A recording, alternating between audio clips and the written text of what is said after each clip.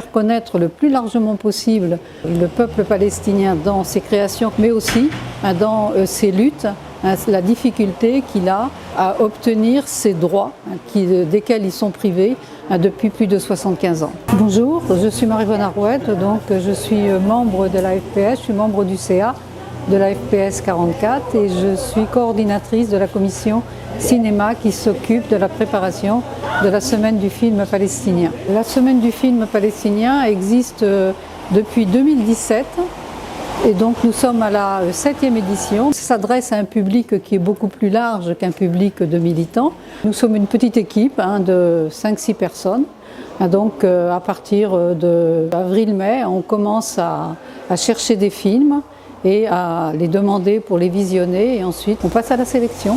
Nous essayons d'avoir en priorité d'ailleurs des films qui sont par des réalisateurs ou réalisatrices palestiniens, alors que des films qui sont soit des fictions, soit des documentaires. Quand nous n'avons pas assez de films qui sont d'origine palestinienne, eh bien on regarde parmi les réalisateurs qui ne sont pas palestiniens, comme c'est le cas cette année. Là, on en a donc 2 réalisateurs français.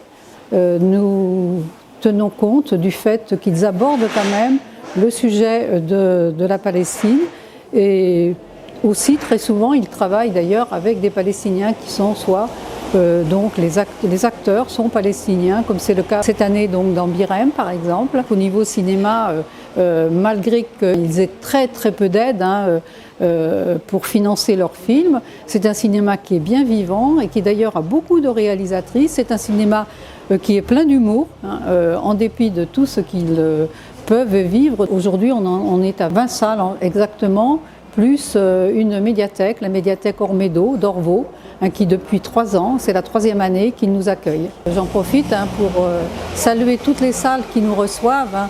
Sans elles d'ailleurs, ce festival n'aurait pas lieu. Le but, comme vous dites, c'est de donner de la visibilité au peuple palestinien, de montrer que c'est un peuple qui existe réellement, qui a une culture, qui a une création. Ça fait partie des moyens de faire connaître la Palestine.